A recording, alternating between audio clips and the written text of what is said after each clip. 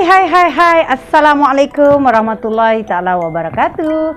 Welcome back to my channel. Okay guys, macam mana khabar korang semua? Aku mendoakan korang senantiasa dalam keadaan sehat selalu. Dalam kesempatan ni pun aku ingin menyapa subscriber baru aku yang bernama Ziggy. Hai Ziggy, terima kasih dah subscribe. Dan welcome to Awi Creators Family, okay? Dan sebelum itu juga aku ingin mengucapkan terima kasih banyak juga kepada subscriber aku yang selalu menantikan video-video aku. Terima kasih banyak guys ya. Dalam video-video aku yang sebelum ni, korang tengok dia macam agak sangkut-sangkut kan? Aku minta maaf, itu ada kesilapan teknikal di mana aku baru je belajar mengedit menggunakan green screen, tapi itulah dia jadi sangkut-sangkut. So banyak lagi yang perlu aku pelajari. Jadi harap maklum je lah ya. Jadi hari ni macam biasa juga, aku kali ni nak mengongsikan cerita di mana gambaran cerita ini terjadi dalam satu keluarga ni yang mak bapak dia kena gangguan gaib yang bila diketahui adalah saka yang tengah mencari tuan baru. Jadi guys, bagaimana cerita kelanjutannya? So check it out. Santuy. Jadi guys, kisah ini aku telah dapatkan daripada Kisah Benar 123 Blogspot dan cerita ini dikisahkan oleh seorang penulis. Kejadian ini berlaku pada kawannya sendiri. Jadi cerita ini bermula daripada 2013 di mana kejadian ini berlaku di Kedah guys. Dan sebelum itu aku ingin memberitahukan di mana nama-nama dalam cerita ini adalah bukan nama sebenar.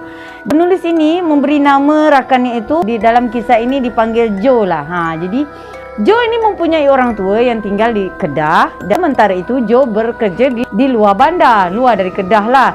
So bila mana kisah ini terjadi ketika ayah Joe ni tengah melawat kematian yang terjadi di kawasan kampung diorang. Jadi bila mana ayah Joe ni dah melawat kematian, rumah kematian tadi ni, bila dia nak balik, dia dipanggil oleh salah seorang anak daripada arwah ni dan memberi hadiah berupa baju, iaitu baju itu baju bekas daripada arwah ni lah, nak dihadiahkan kepada kawan-kawannya, macam tu.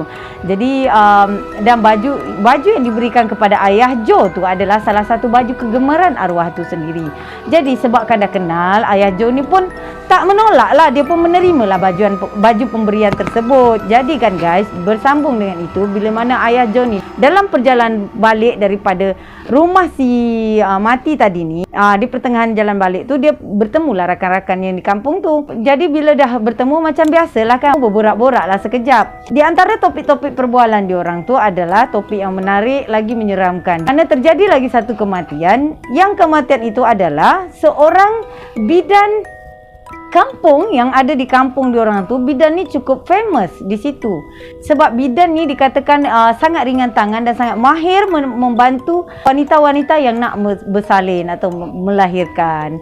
Jadi di antara salah satunya pengalaman yang di-sharekan di dalam cerita ini, iaitu salah seorang dari rakan ayah Joe ni yang bernama Hamid, dan dia mengongsikan pengalamannya di mana pernah di satu ketika dulu Hamid ni mempunyai isteri yang nak bersalin, sangat dah betul-betul dah nak sampai masanya bersalin, di mana bila dia pun dah macam panik lah kan, isteri nak bersalin, dia pun pergilah konon ni nak mencari bantuan, nak menelpon bidan ke apa. Tiba-tiba bidan kampung tu yang diberi nama Bidan Nah ni telah muncul di depan rumah Hamid ni sendiri untuk membantu isteri Hamid ini bersalin. Jadi diorang ni menganggap macam bidan ni mempunyai satu kelebihan yang dia tahu aja bila mana dia diperlukan. So Bidan Nah ni meninggal disebabkan sakit tua. Tapi apa yang menyeramkan atau menakutkan di sini, di mana bila 3 minggu saja lepas Bidan Nah tu meninggal guys, Bidan Nah dikatakan mereka ada melihat penampakan sebiji macam Bidan Nah yang sedang menyapu halaman rumahnya. Tapi yang peliknya, penampakan Bidan Nah ni menyapu rumahnya di malam hari. Dia tengah menyapu-nyapu halaman dia kan. Tiba-tiba ada beberapa orang yang kejiranan dekat situ lalu, dia nampaklah Bidan Nah, tapi dia orang ni memberanikan diri untuk menegur. Bila mana dia cuba menegur Bidan Nah yang tengah menyapu tadi tu guys, korang tahu apa Bidan Nah tu buat? Dia hanya melontarkan senyuman yang sangat menyeramkan. Lepas tu tiba-tiba dia menghilang. Dia menghilangkan diri dari hadapan orang tu. So memang agak menakutkan lah di situ kan guys. Dan bersambung dengan itu guys, kisah seram ni tak berhenti di situ saja. Kenapa guys? Ada penduduk mendakwa dia mengalami gangguan berupa ketukan misteri di pintu rumah dia orang. Jadi masing-masing ni dah mula bercerita lah pasal misteri ketukan tersebut. Di mana misteri ni aku teringat juga guys, pernah terjadi dekat kampung aku ni, tempat aku tinggal ni. Tapi alhamdulillah lah tak adalah dekat tempat aku, dia tak datang. Tapi dia datang dekat rumah-rumah kampung orang lain. Jadi misteri ketukan ini guys, di mana dia orang cuba membuka pintu dan dia lihat ada macam lembaga berbaju putih yang tengah terbang-terbang di depan rumah dia orang. Salah seorang pengamal perubatan kampung tradisional yang lebih kurangnya mungkin bomoh lah, boleh dikatakan bomoh, di mana dia berpendapat iaitu gangguan-gangguan mistik yang diorang dapat ini ialah berlaku daripada sakanya bidanah ni tadi, di mana saka bidanah ni cuba mencari tuan baru setelah tuannya dah meninggal. Jadi itu yang dia merayau-rayau mencari tuan baru. Bersambung dengan itu guys, di mana Joe ni bercerita lagi dengan si penulis ni. Dia balik ke kampungnya di mana dia mengambil cuti rehat. Jadi bila Joe ni dah sampai balik kampung, dia perasan tahu mak dia ni macam nampak kurang sihat. Dia kata mak dia ni sangat kurus, muka pun dah cengkung tapi mata membesar macam tu. Sampai Joe ni pun melihat maknya sendiri agak macam menyeramkan lah wajah dari maknya ni. Jadi kan guys, Joe juga ada bersembang dengan ibunya. Mana ibunya ni pun adalah mengadu dekat Joe, badan lemah, rasa sakit-sakit badan, lepas tu dia rasa kurang sihat. Dan ibunya menceritakan di mana dia pernah macam mimpi tak mimpi lah macam tu. Tapi dia rasa dia macam didatangi oleh sesosok kanak-kanak yang kira-kira umur 2-3 bulan lah guys, merangkak ke arah dia, di mana bila budak tu dah sampai ke depan dia ni, budak tu terus datang naik ke atas dan menyusu kepada ibu Joe ni tadi. Tapi ibu Joe ni macam tergamam je tau. Bila dia tengok budak tu dari dekat, kan dah sampai kan dekat dia kan, jadi dia tengoklah wajah budak tu, di mana budak tu berkepala botak. Tapi bila ibunya cuba sentuh budak tu, dia kata budak ni kepala dia macam jelly tau guys, macam lembik-lembik tu. Dan setelah beberapa lama budak ni dah menyusu dengan ibu Joe ni masih macam membiarkan aje lah. Dia pun tak tahu nak buat apa agaknya. Budak itu tiba-tiba menghilang. Bila dia dah menghilang, ibu Joe ni pun mengatakan semenjak tu lah dia rasakan sakit badan, dia rasa macam lemah. Jadi si mak Joe ni pun minta lah bawakan ke tempat orang urut badan kan, mungkin boleh lega sikit. So bila dia dah pergi ke tukang urut tu guys, dan di saat berurut, tukang urut ni ada menanyakan sesuatu yang membuatkan ibu Joe ni macam terkejut lah kan dengan soalan tu. Tukang urut tu bertanya, dia kata dalam keluarga ada kerja bidan ke? Dia tanya. Bidan bersalin? Oh tak ada. Mak Jo terus menjawab serta-merta. Lepas tu bila mana dia kata, oh badan kakak ni ada benda tau, ada saka. Dia kata kalau boleh tukang urut tu nakkan saka yang berada di badan Mak Jo. Mak Jo pun terdiam dan tak menjawab apa pun sampailah dia habis mengurut. Bila dia dah habis berurut, dia terus balik ke rumah tanpa menjawab apa pun daripada soalan si tukang urut tadi ni.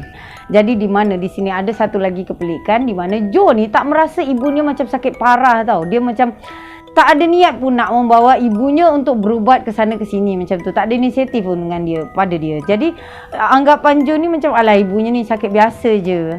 So setelah berbulan-bulan ibunya sakit, akibat tidak tahan dengan rasa kesakitan yang ibunya tahan ni guys, ibunya ni pun mintalah nak pergi ke perubatan Islam. Ada satu ustaz ni lah yang biasa mengikut pengobatan secara Islamik.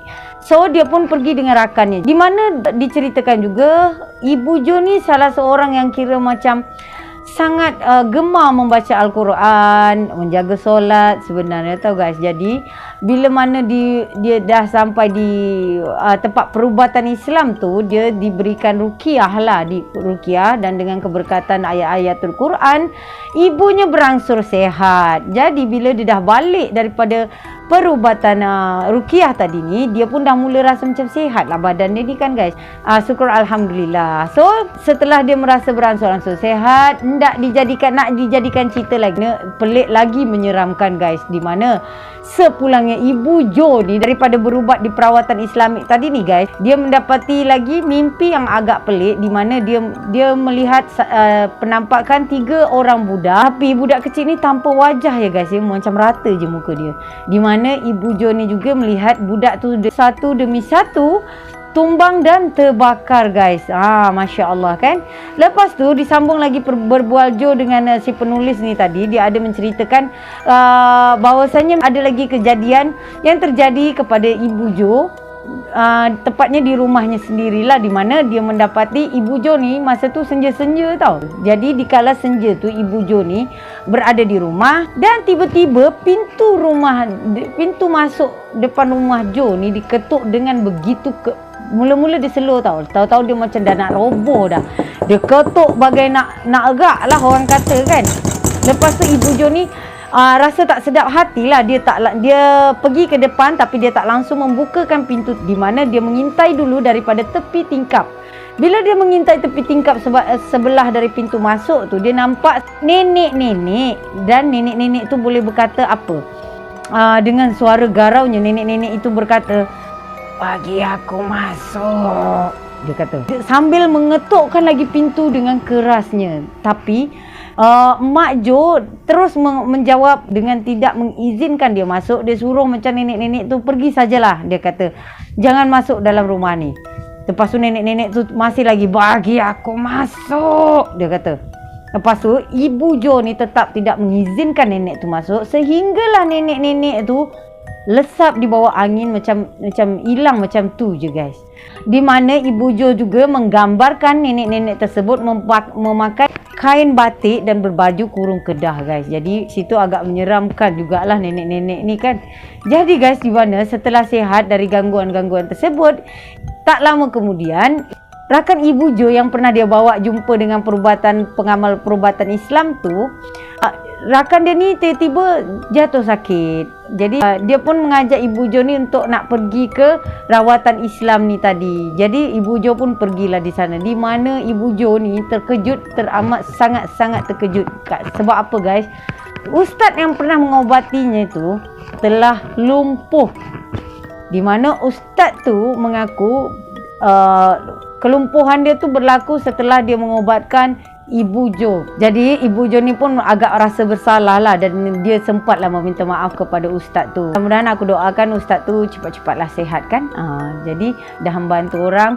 So bersambung dengan itu guys, bila mana dah berbulan-bulan lamanya benda tu dah berlaku, setelah berbulan-bulan Jo nak balik lagi ke kampung untuk melawat kedua orang tuanya. Di mana setelah Jo sampai di rumah itu, diorang pun berborak-borak lah, di sela-sela perbualan antara anak beranak ni, ada juga terselit ayahnya bercerita di mana ayahnya pun terkena gangguan mistik atau gaib itu guys. Jadi di mana gangguan yang diterima ayah Jo ialah dia merasa ketakutan. Dia macam rasa ketakutan tak semena-mena. Dia rasa macam ketakutan je, macam ada yang tengok, ada yang perhati. Lebih kurang macam tu lah ya guys ya. Jadi dan juga badan dia dah mula sakit-sakit. Dan bila mana Jo mendengar aduan daripada ayahnya ni, Jo pun menganjurkan agar ayahnya tu memulangkan kembali baju si arwah tu. Dia kata, "Bagi balik je lah bah, benda baju tu, entah-entah dari baju tu tak," dia kata. Dan ayahnya pun tak menolak untuk menerima suruhan daripada anaknya tu lah. Jadi ayahnya pun terus saja membalikkan baju yang dah diberikan kepada dia.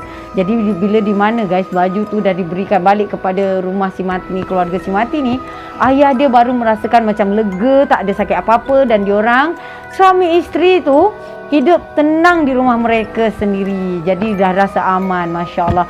Alhamdulillah dapat juga jalan keluarnya kan guys. Jadi ceritanya sampai di situ saja guys, cerita yang aku dapat. Dan dikatakan sekarang diorang pun dah aman lah kat rumah tu. Jadi dengan itu guys, berakhirlah perjumpaan kita hari ini. Jadi guys, aku pun ada satu lagi channel sebenarnya nak bagi tahu korang. Channelnya ialah Sekelip Cahaya.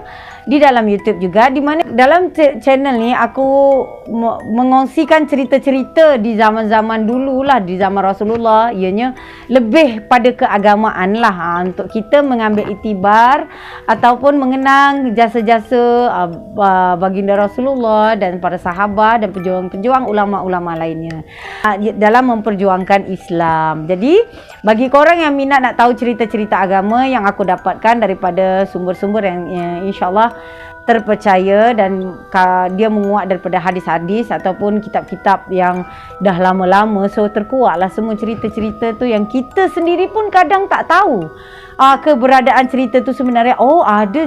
Macam ni ke.